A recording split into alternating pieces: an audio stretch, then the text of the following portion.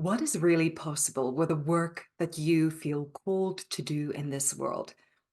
And what if it gets put on hold because you have responsibilities? Perhaps as a mother who gets to do it all, but also has to do it all. Our guest on this episode of the League of Visionaries podcast has a visionary message for you. Meet Njideka Chika Orji, known as the MEC or Mom's Empowerment Coach, a star MC and author, as she tells us more about empowering mothers, speaking, and living your purpose. Welcome to the League of Visionaries podcast, where we meet experts, entrepreneurs, and enthusiasts with a visionary message to share. This podcast is brought to you by Yazi Media Virtual Media House. Yazi Media is a proud media partner of the PSASA Convention 2024. We dedicate this second season of the podcast to the speakers and other visionaries behind this premier event for the speaking community. I'm your host, Marie Leroux, and this is the League of Visionaries podcast. Njideka Chika Orji, welcome to the League of Visionaries podcast at last. At last. Thank you so much, Marie. I am really very excited to be here. And thanks for your patience with me. Thank you. Well, we have had exactly the perfect run-up to this episode because we've been trying to put it together for a while, but so many exciting things have happened since we first started to discuss doing this interview until now. And Njideka, you just continue to amaze everybody in the speaking community, your clients, the community you serve, and there's just more and more good news. But before we go there, I want to ask you, who is Njideka Chika Orji? Thank you so much, Marie. Let me start with my name. My name, Njideka. I love to say it rhythmically so that people can really get it. Njideka means hold on to what you have and do not envy another person. So when I came to South Africa in 2006, a lot of people struggled to call that name. And I got the idea of making it like a music so that the syllables can stand out for themselves. So Njideka is a Nigerian lady from the proudest tribe in Nigeria, Igbo. I moved to South Africa in 2006 to join my husband. So I'm from a family of five. I'm the last. And I was the first person to actually leave my big bubbly family to come to another country. So, but I loved South Africa even before coming to South Africa because we grew up on the South African songs. When the parties are about to die down and you just hear "Woolies," I don't even know the words, but we sang it in our own way and we enjoyed it. So I'm a mom of four very active children. I am so passionate about life and about being better and about making a change, making impact. So I have some platforms now to do that, and I'm so grateful to God for that. Yeah. Oh, that is such So a beautiful introduction, Njideka.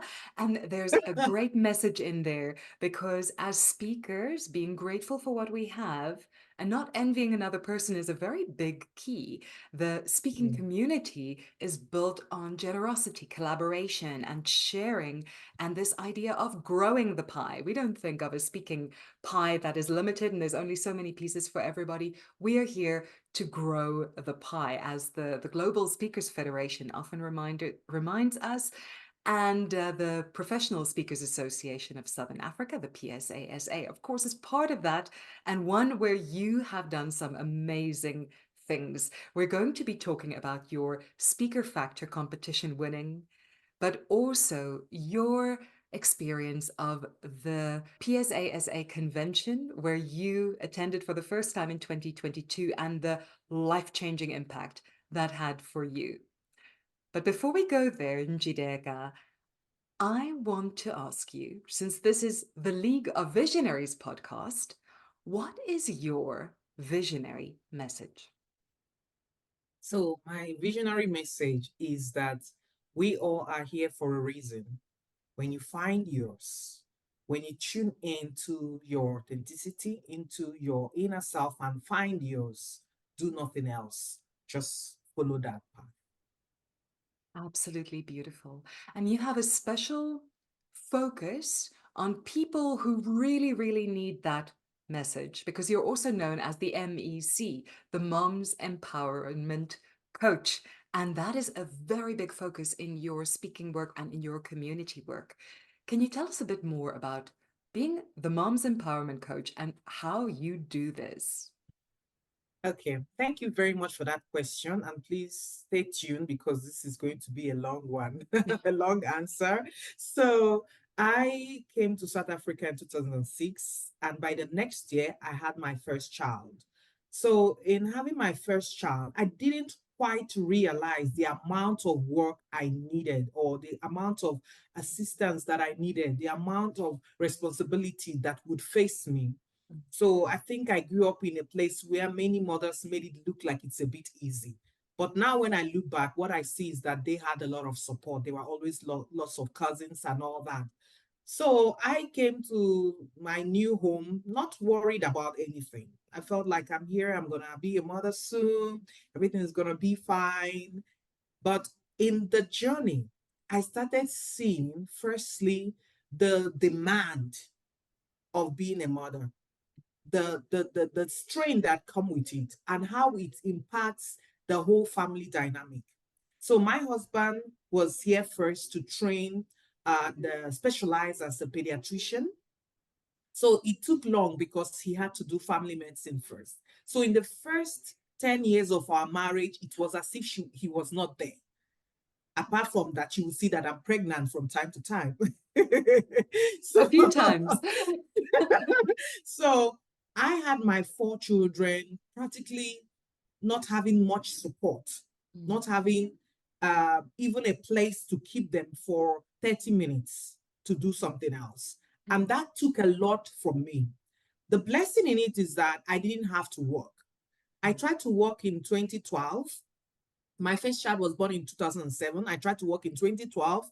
I started teaching at a high school because I, at that point, was feeling like I'm no more ready to remain at home. I had the mindset to stay at home for my children the first few years, but it started taking too long to get out there. I'm that bubbly person. I wanted to showcase myself, be with the people, be in the middle of the fight, create impact, see other people bring in money, you know. So by 2012, that would be 6 years, I was very tired of staying at home and not feeling myself be of impact. So I went to teach in a high school.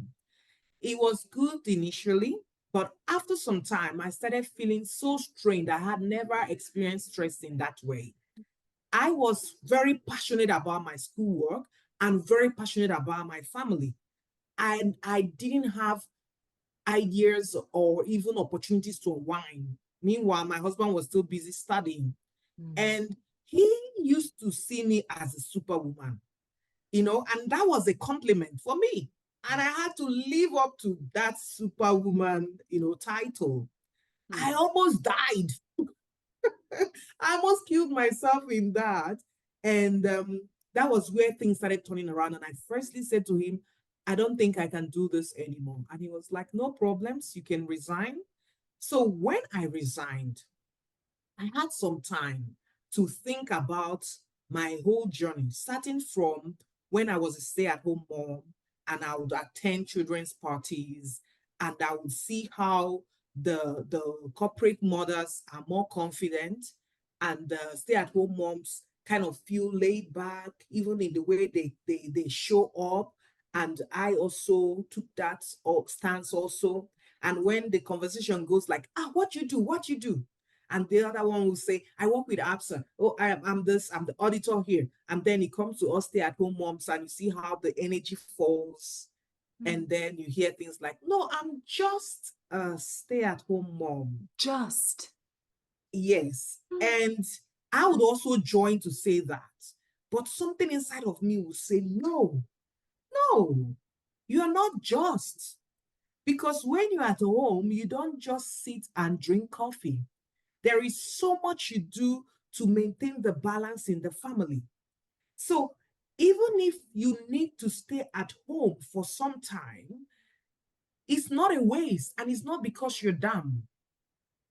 And then with more interactions with mothers, I realized that some, even when their children grow up, are no more confident to come out to the world.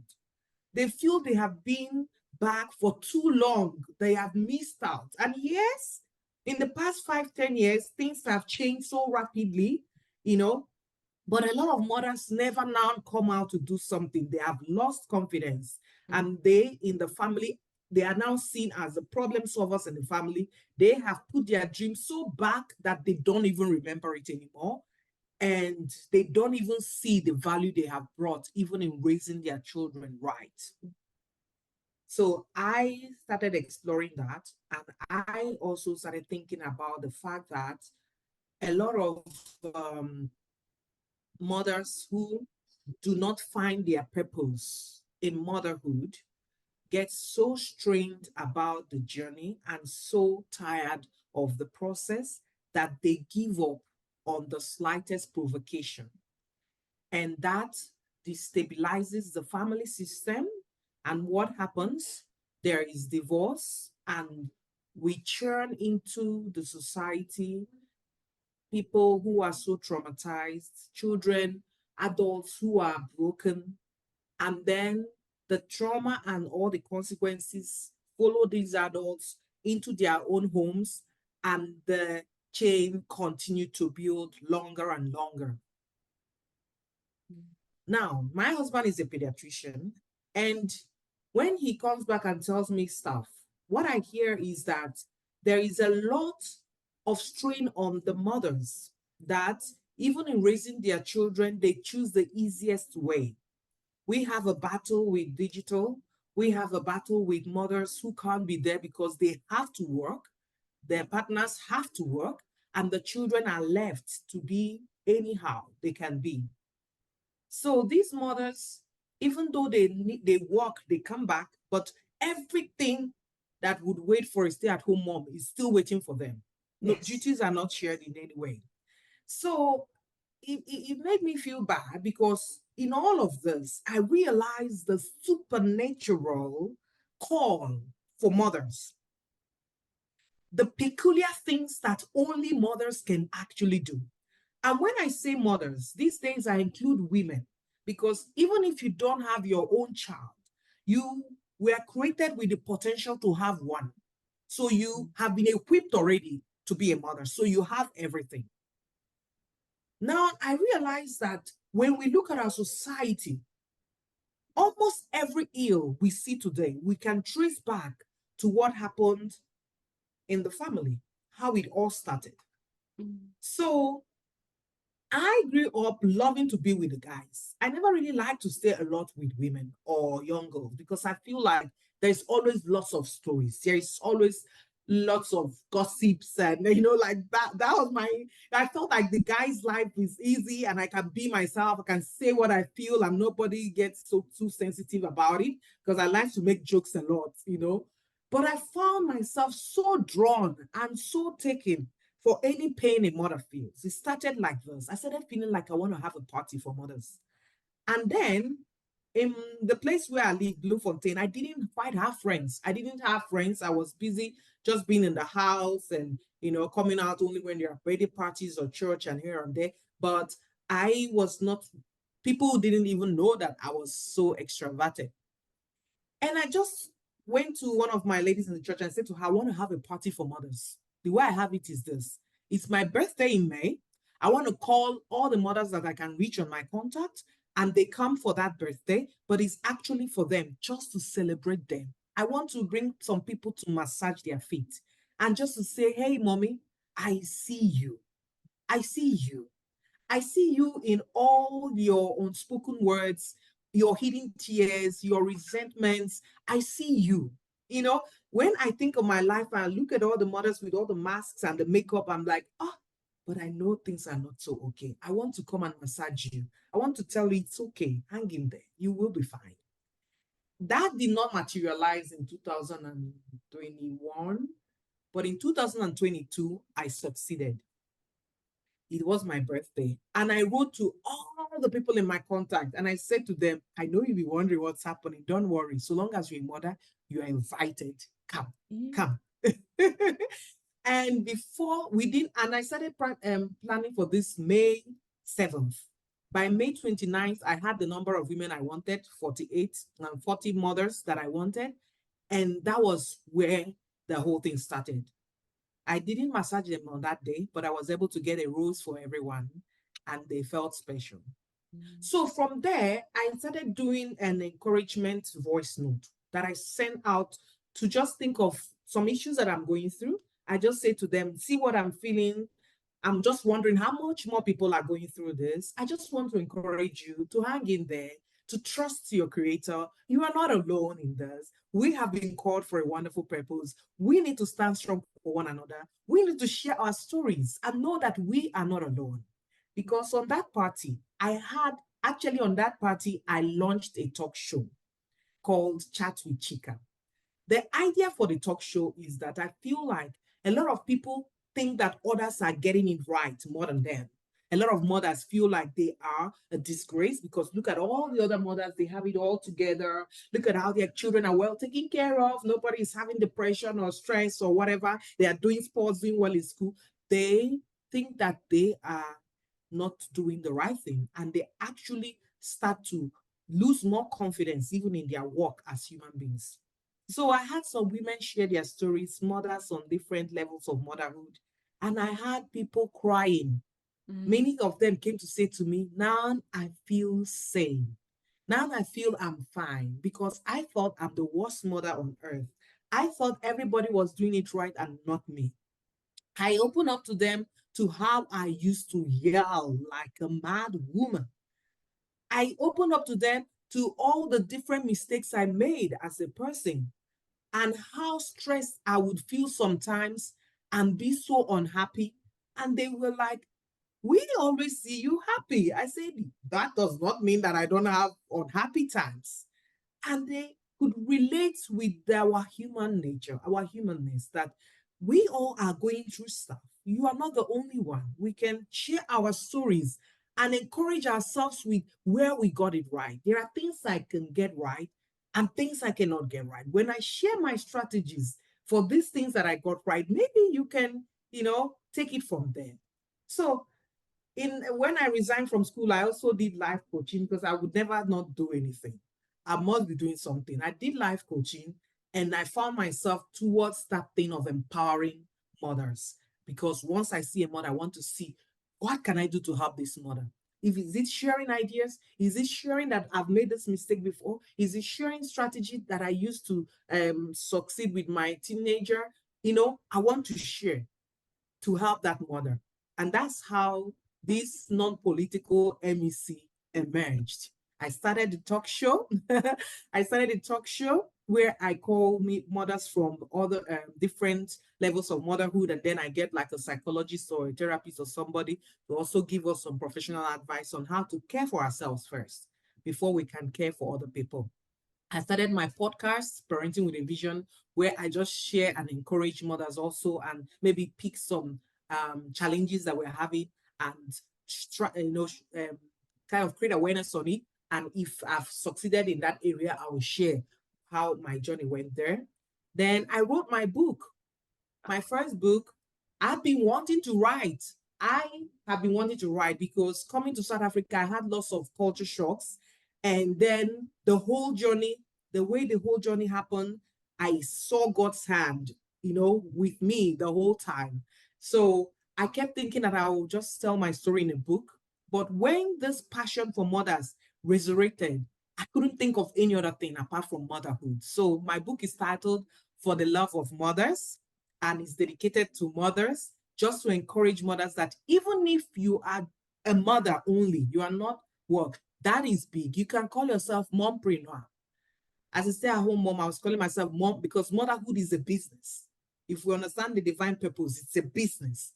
You actually have to do a lot of things to do it right. So in that book, I was trying to encourage mothers that, one, there is a divine call for us all to not keep quiet to things that are not going right, but that we should stand up as leaders to help make our society better, because we have a lot of influence on our children.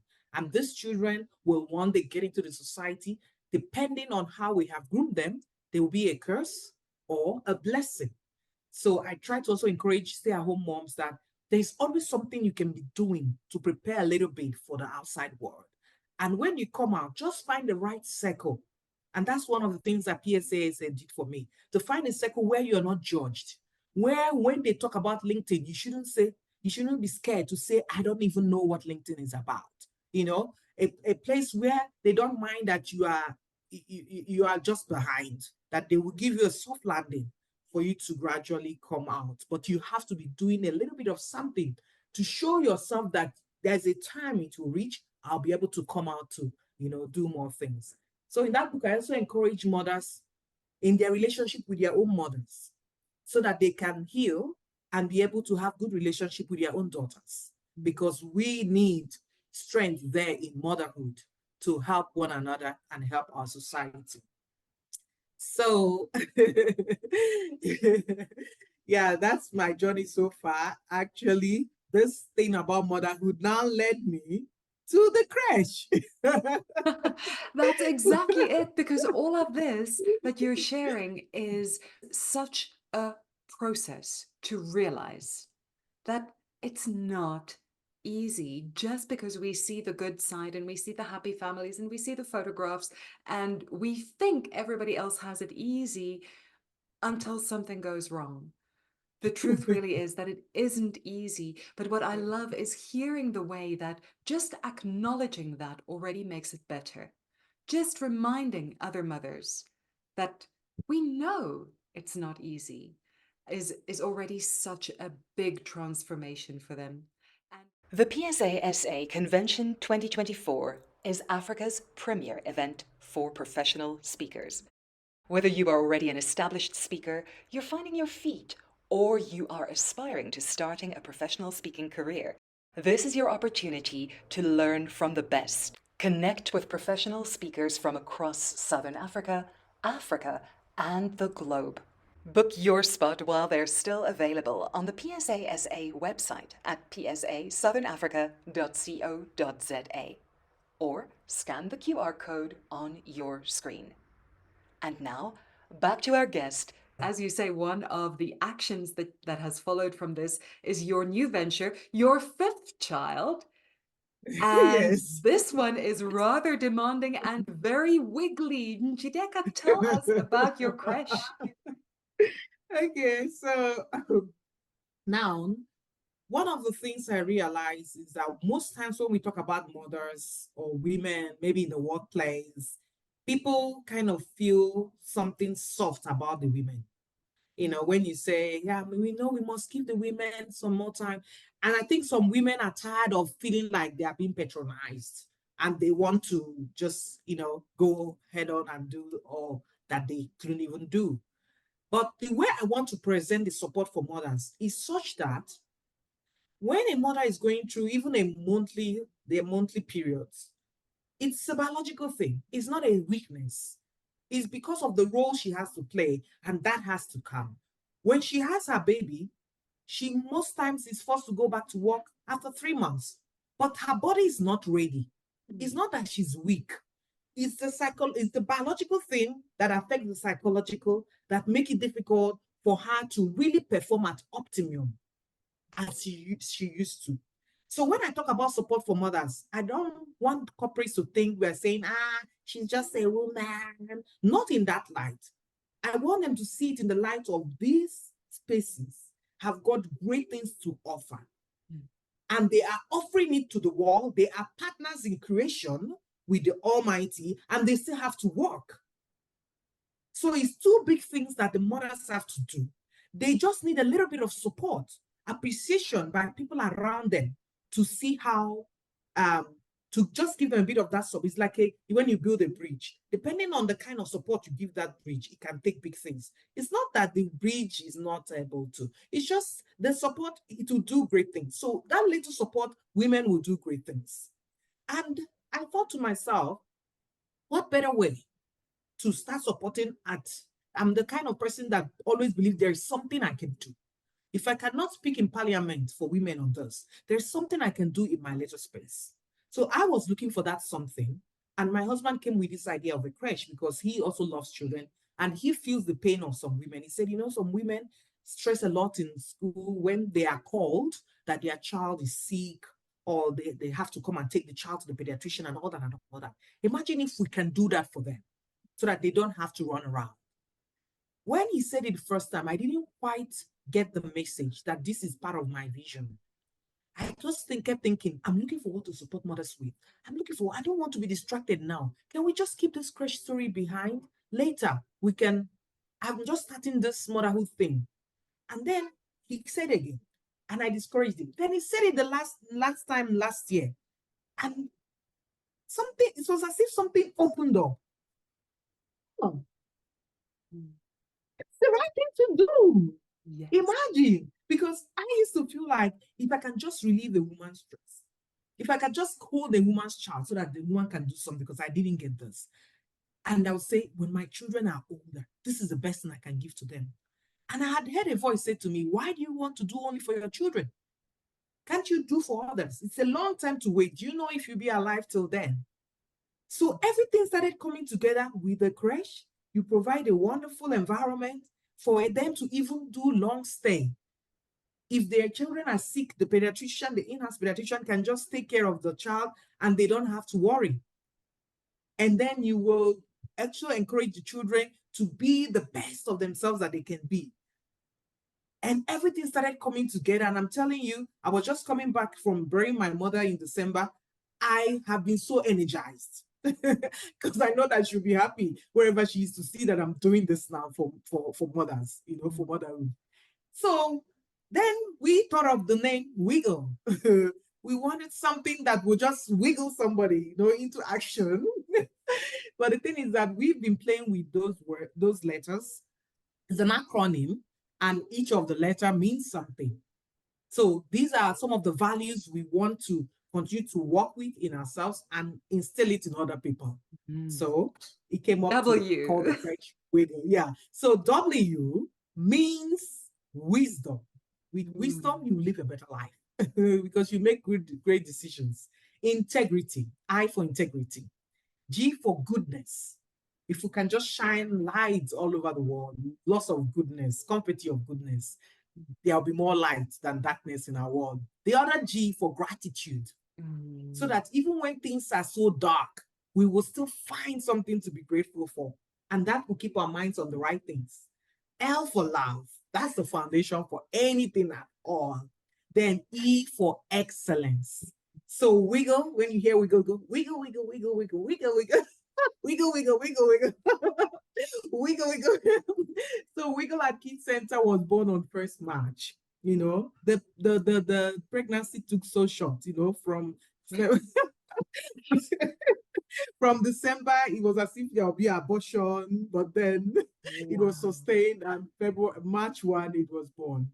And we are so excited because even with the staff coming in, I explained this vision, and we have been training ourselves, bringing in life coaches and psychologists and different therapists to work on us first, because our mascot is a caterpillar to symbolize evolving. We evolve to our wiggling best into version. evolution. Yes, we wiggle into our best version, so that we don't remain as we are. So we look forward to that beautiful butterfly that will bring sunshine to our world. Oh, wow. That is so beautiful. I think we need a crèche like that for adults, maybe, because we need a lot of the wisdom, the integrity, the goodness, the generosity, no, gratitude.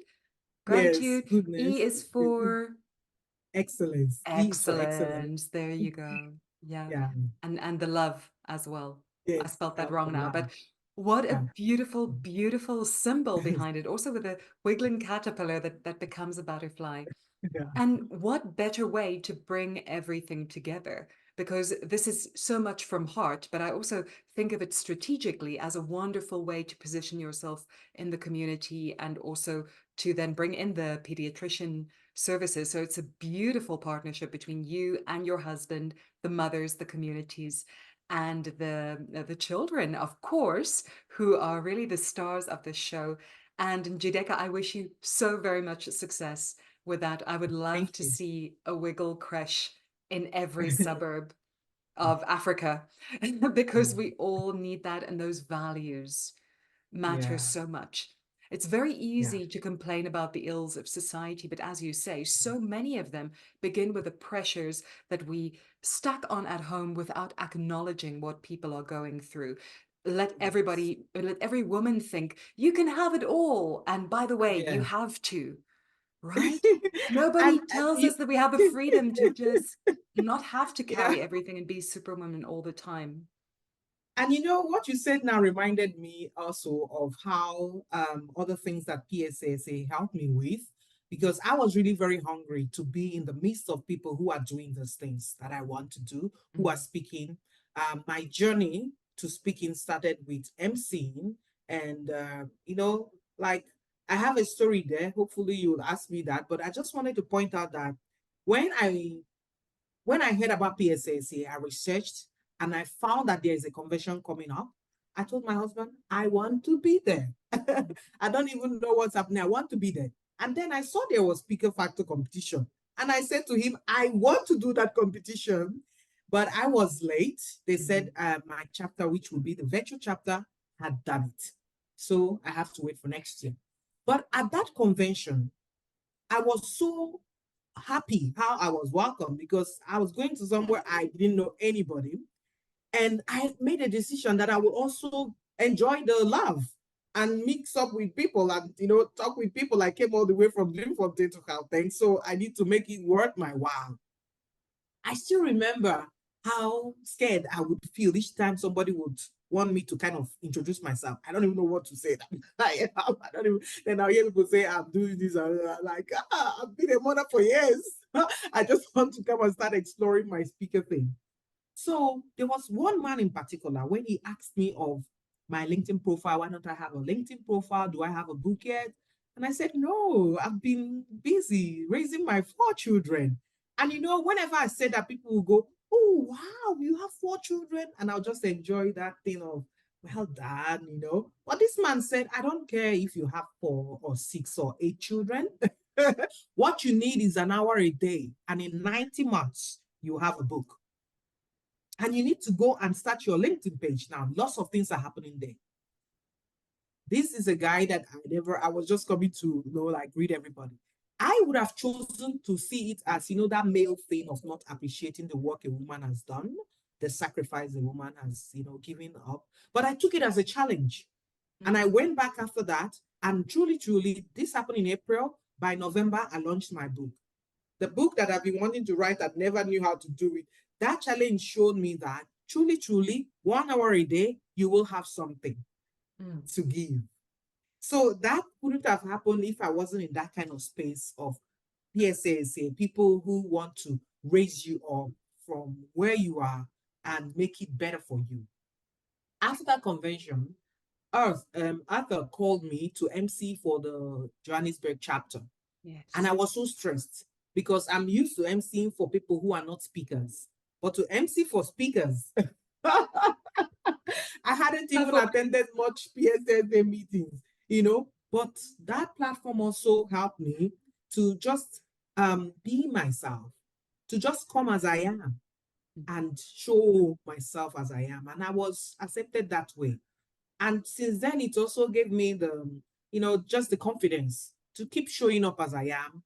And I owe my growth from that 2022 that I attended PSASA till now. I owe it to PSASA. Because wonderful people like you that have been holding my hands for some time. I don't know where I would have met you if I didn't show up in that kind of space. And that's one of the things I encourage mothers to do. Show up, show up. You have to be somewhere so that you can be seen. That prayer will be answered when you show up, when you're somewhere, the right place to be. Yeah. So thank you, PSASA. Absolutely. Njideka, what a great story. And there's another good MC story to come. But I want to really applaud you for seeing those challenges as something that can be done. Because on the one hand, you are acknowledging the pressures that are on mothers and just how difficult it really is. But you're also saying, hey, moms, what if you just say, game on? I'll take up the challenge. I will take up the challenge of somehow managing childcare for my family and getting to a different city and investing in being at the convention, because that is where I can take the next steps. But also, I will face the challenge of finding a way to empower my kids to be okay for an hour a day so that I can write my book or take my next step. So nobody's saying it's easy, but it can be done.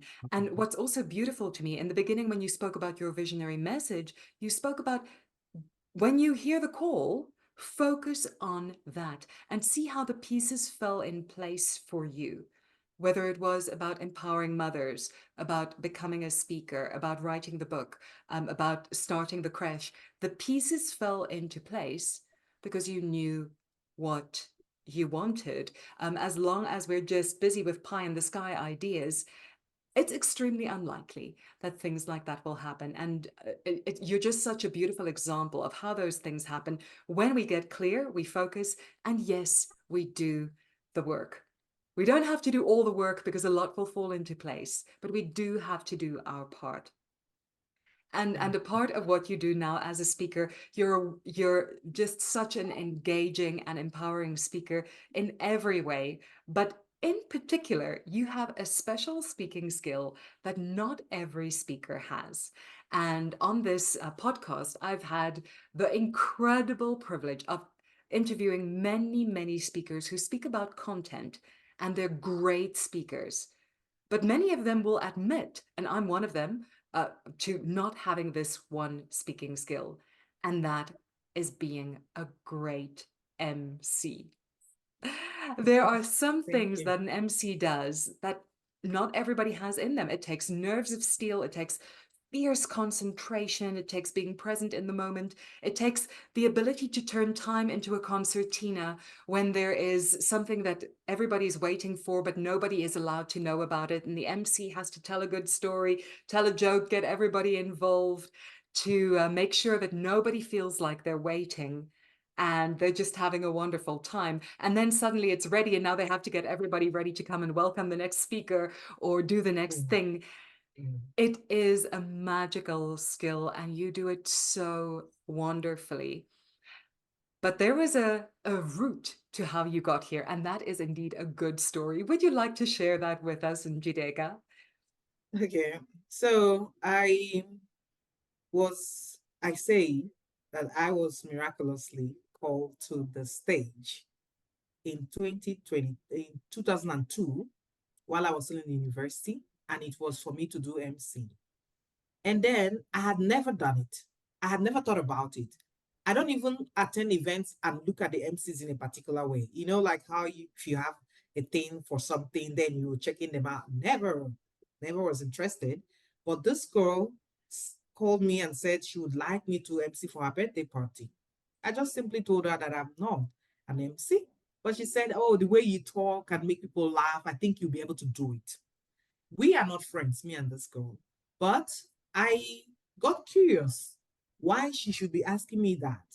And then she goes on to say, please help me because those other professional MCs, they're asking me for money that I cannot pay. So I was surprised somebody who doesn't know me is begging me and thinking I can help her. And I love helping people. And that really got me to say, okay. And what I did, I just went back and gathered all my jokes. I normally love to share jokes a lot. And my dad was a consultant. So he would always ask me for jokes to start his sessions. So I always have stock of jokes. I just went and pulled them all out and checked the one that may work for a birthday party. And then I made like a program, just from my guts, made a program for her. After that day, even myself, I enjoyed it. She paid me. I didn't ask her to pay me. I was not expecting money. I was content with being there and eating the food for the party, but she paid me. It wasn't a lot, but for me, it's a lot because she's saying to me that what I did is worth being paid for. It did not dawn on me that day. It was later when I found myself continuing that field because after that party, two guys from the party came to me to do a school show. This is a show I have never been able to attend, and it takes the whole night. It's like an all-night thing. And I went, and then from there, and because I was in road track then, road track is like the university level of Rotary Club. So they started also using me for that emceeing, and then the schools that would visit would invite me to their school to MC for them. And all these things, I never learned anything. I would just use my mind and think of what to do. And each time people would say, wow, you are so good. Where are you from? And people would just be happy. And I'll keep thinking to myself, wow, you're so good. I was just thinking about myself, thinking about you're so talented. And that was it for me. Then when I was coming to South Africa, some of my relations were like, we believe in you. We know you are going to, be all out there, da da da da da. But it was not the way I thought. I had to adjust in the first 10 years to adjust to all the things, the code, the language, the thing of being African or Nigerian. I know a lot of things to adjust. And I thought that there won't be any hope for me anymore. 2015, 2016, I was just busy praying about this, that I really can't be like this. I have more to give. Something must break. I need to do more. I can't just be somebody closing a place. It's not me. So my children were having a party, a dance party where each dance school will come and perform. A man I do not know just walks up to where we all are, looks at me and say, please, can you help us with MC for... I was too shocked. I quickly just say, why me? Because I was more interested in the testimony than that they need me now. And he was like, can't you do it? Because I need to take you to... So after that day and the compliments that I received, I went back to my room and said, so now this is a call. That audience was 95% Afrikaans. I didn't know to speak Afrikaans past Kuemora Almal. I didn't know to say even more than that. But they were so receptive of my emceeing. I feel that my creator wanted to start me like that, to build my confidence, for me to truly see. And that day, I started seeing my emceeing from another perspective. I received the divine message of that work. I started seeing my platform. I started seeing every MC opportunity as a platform to shine light. So I started making now research on how to be a better MC. And I don't have time to read a lot, right? I didn't have time to read a lot, but I made an effort to start reading and to come out fully, because now I felt very confident. So I would just sing on stage, I would dance on stage, I would just act or come out fully because I feel my essence there. I feel myself. When I'm on, before then, I could feel all the nerves I could feel, but once on that stage, I feel like I'm here to perform a divine purpose. So that has helped me. I would pray and ask for the message for the audience. With this audience, what's the message for them? And all that. And I think when I embraced that MC on a divine level, I would get ideas to do things that I never read on a book. And I feel confident because I feel like somebody whose father sent on an errand. So I'm like, I'm here for something. This is not just about the event you've called me for. I'm here for something. So I think that the way the MCing thing happened and the breakthrough in South Africa did a lot for me to improve my style, and that I can unashamedly embrace my own style of MCing. I'm happy that you like it and many people like it. So thank you so much for that opportunity to be myself. And isn't that the key? Being ourselves is the best thing we can ever bring to the stage. And the more true that expression, I believe, the better the audience resonates. And it's been beautiful to see what impact your emceeing has had on the events, on the audiences, and on just weaving together that message of what an event is about. So yes, thank you so much for sharing that, Njideka. And then out of all this, after you became a member of the PSASA, you finally got to enter the Speaker Factor competition Action, yes. and win. And that was one Speaker Factor contest where I was watching from the beginning and I was thinking, how will they ever pick a winner? Because everybody is amazing.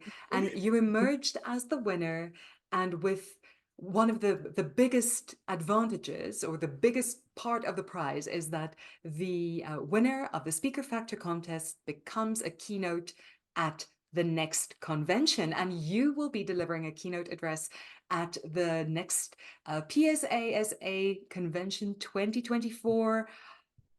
Tell us about first Speaker Factor, and then we'll come to your upcoming presentation later. What was the Speaker Factor experience like for you? Because we know it's one where speakers grow so much. You don't enter unless you're good already. But by the time you're done, there's such a process of mentoring, growing, inner growth, but really becoming who you are, embodying your message. Can you tell us a bit more about this, Njideka? Yes. So you see, I told you that I was coming from that place where I was just busy with family, knowing all the different names of diapers, knowing where there is sale and all that. So when I decided that I need to now step up, that Speaker Factor for me was a place where I could come vulnerable, and for me, where I stand in speaking, that because people are going to kind of examine me, so I just wanted to come out and see what I have. What do I have left with all these years of being a stay-at-home mom? What can I do? What can I learn? So this was the first thing that spurred me on to, register that I want to grow. I want to see where I am at, and then I want to grow. I want to stretch myself.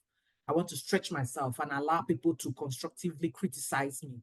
So firstly, I thought it's a win already for me if I can get that. If I can stretch myself and learn and grow, I thought it would be a win. And I thought then I'll be out there also in the eyes of the people. Maybe anybody can like something and want to help me a bit more, mentor me or all that. So, but I have to show that I'm doing something. So that was the first thing that pushed me in. Then when we started, I remembered my children because I'm their problem solver. And I feel like I have a lot more to show them that I can do. But they've never seen me do that. Then I thought, now I'm in competition with my children, I'm going to show them that mommy is clever.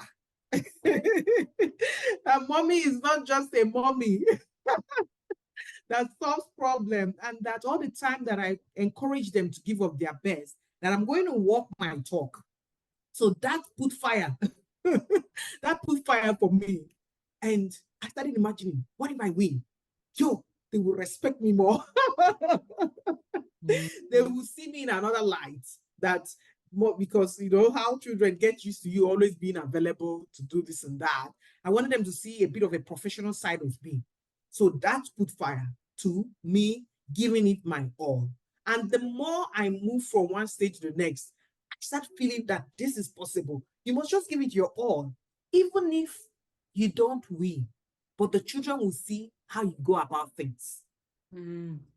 Thankfully, we had support, PSASA, helping us with people who make themselves available to coach. And that helped me so much. Even the little things I thought I knew, by the time they explained it to me, I learned so much. I felt full before the finals. I felt like I'm fine. I've won.